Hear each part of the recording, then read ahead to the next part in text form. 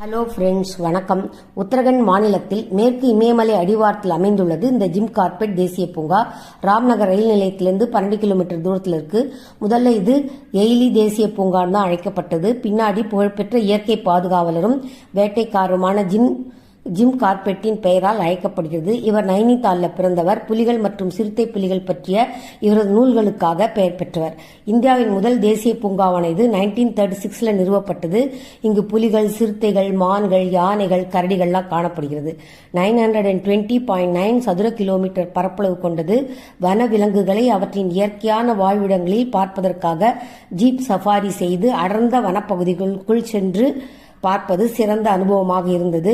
15 to 20 பேர் கொண்ட மேற்கூரை இல்லாத திறந்த வாகனத்தில் கார்பெட் வனத்துறை அதிகாரிகளால் 2 ஷிப்ட் வச்சு சஃபாரி நடத்தப்படுகிறது. மழை காலத்தில் இந்த பூங்கா மூடப்படுகிறது. நவம்பர் டு ஜூன் தான் திறந்திருக்கும்.